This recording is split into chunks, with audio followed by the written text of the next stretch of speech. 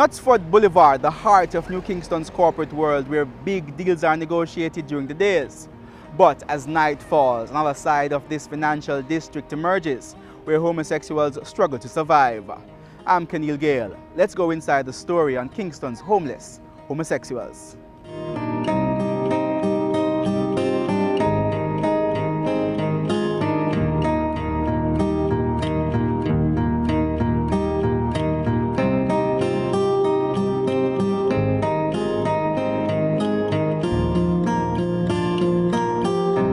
Living on the streets and fighting for survival is a harsh reality for many members of Jamaica's homosexual community. The men roam the streets of Kingston with vacant lots their only homes. Sanjay has been homeless for 2 years. A fallout with his family landed him on the street.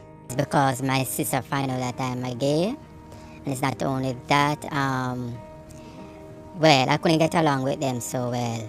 So it's like the community came down on me and I have to flee for my life. Sanjay sought refuge with a friend in an abandoned building, but that wouldn't last long as their belongings were lost in an alleged arson attack. Every clothes that we had burned to ashes, everything that we have gone down the drain. Like Sanjay, Joe found himself homeless several years ago. Joe ended up on the street after he fell on hard times. No longer being able to pay his bills, he had to find somewhere else to live. For the past 3 years, Joe and some 30 other homeless homosexuals called this vacant lot on Cargill Avenue home. He points out that when he first moved into the vacant lot, only a few homeless people lived there, but that would soon change. Since October, it dominated completely with gay. It's just gay guys. And maybe because people know that they're gay, because we used to have straight people in there, but because, you know, they move out and so. After 3 years of occupying the lot, the men were recently evicted. Heavy-duty equipment came in a few days ago, clearing the lot, sending the men fleeing. I had to now run with my bag. I didn't have anywhere proper. I will come straight up to J Flag and leave my bag all over the place. Then I hit back the road trying to find the rest of guys, how to tell them where to say if they can rest for a while instead of walk up and down with suitcase and big bags and it don't look good. Unlike Sanjay and Joe, Ricky, who is much younger, only recently began calling the streets of Kingston home. Ricky, who is from an inner city community, says he voluntarily left his family's house because he didn't want to jeopardize their safety, as community members began questioning his sexuality. So I just leave the community. I don't want to stay the community for no more reason, no more purpose. I don't have no more purpose and no reason why I don't there. So I just come on the street now, say, I'm baptized on the street, I'm be a soldier on the street.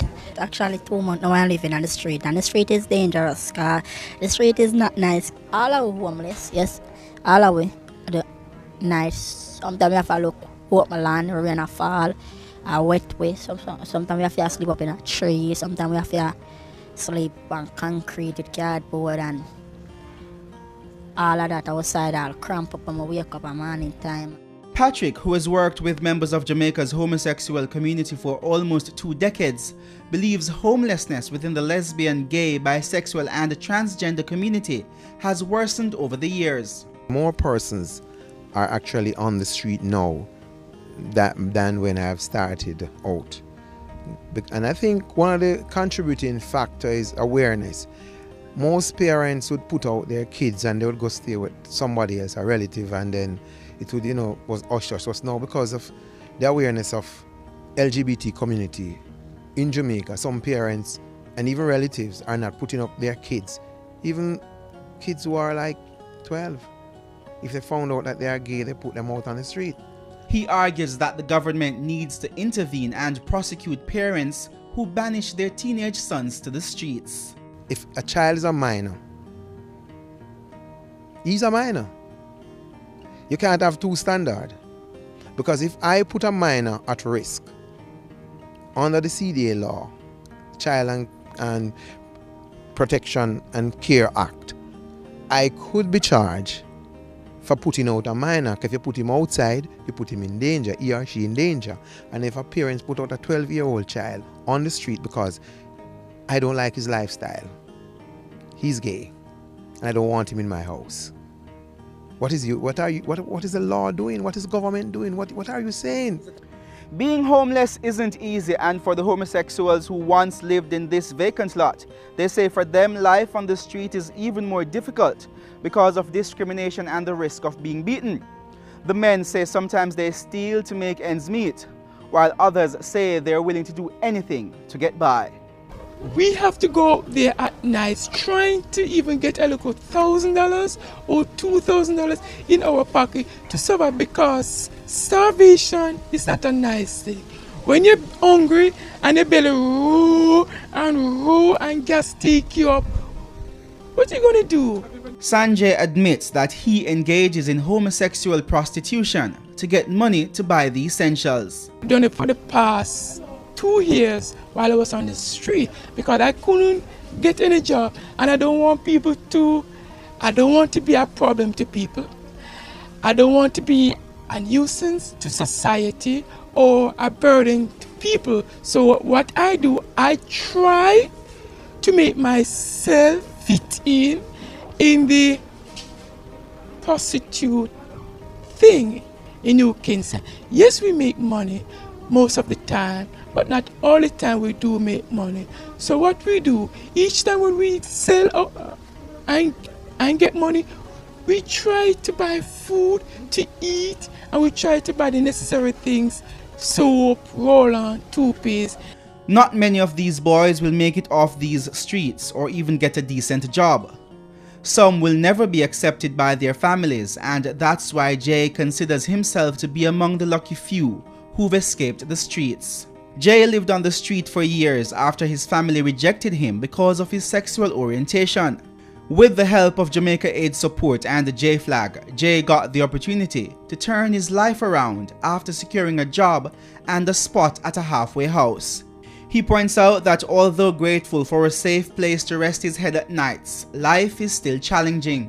You get meals, you get bed space, but you have to go out in the day and get going. You know, you have to move on with life. So therefore, this place, they help you to in one aspect, but you have to pick it up from there and move it forward. Despite not fully reconciling with his parents, Jay says the relationship is improving, as at least now they're willing to talk to him.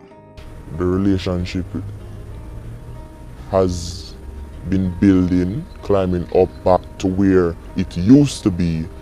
Right now I would say on a scale of 1 to 10 we are at 8, you know, and I'm very pleased to know that they have actually come to accept and are actually still associating with me despite the fact that the statements made before, you know, the discrimination, you know, that they have given to me.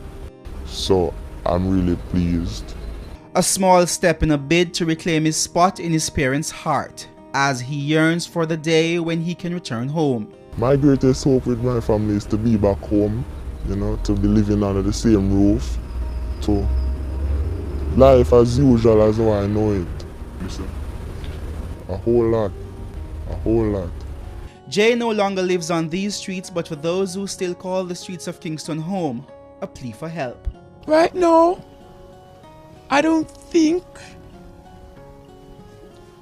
enough has done to help the homeless gays who are now presently on the street. If there could be a housing for us, we'll be very grateful.